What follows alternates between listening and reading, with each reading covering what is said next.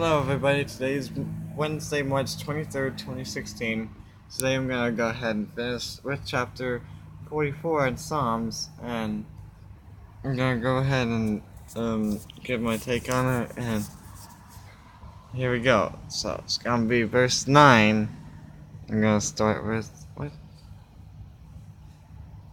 It says, "But you have rejected us and disgraced us, and have not gone out with our armies.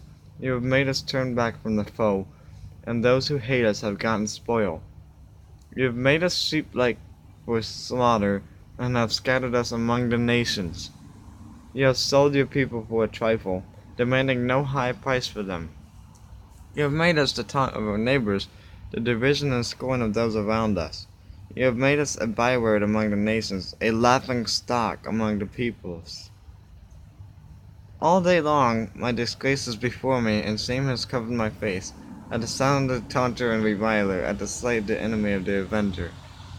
So, in these verses, the writer goes from saying that that God is his king, to saying that he feels that God is disgracing and rejecting them, because how his enemies are triumphing over him. He feels that God has turned his back on him, and he feels that his disgrace and his shame is before him, and that his taunter is getting away with what's going on.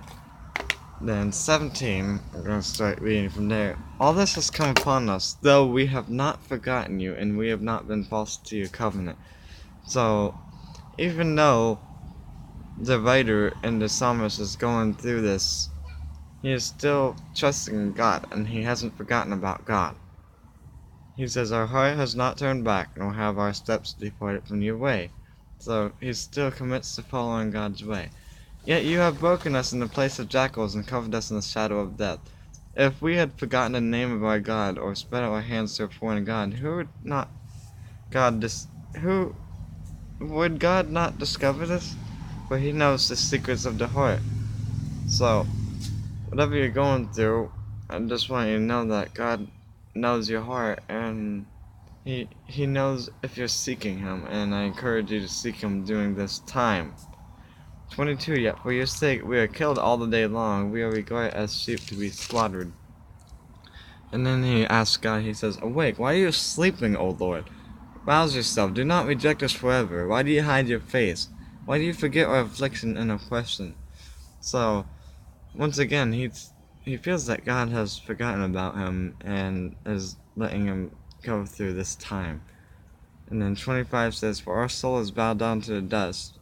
Our belly clings to the ground. Rise up, come to our help. Redeem us for the sake of your steadfast love." So he's still calling out to God and seeking God, even though he might feel like God is not responding. So if you feel like God's not responding to you, I just want you to continue to have faith in Him, and just be encouraged, because God will come through in His own timing.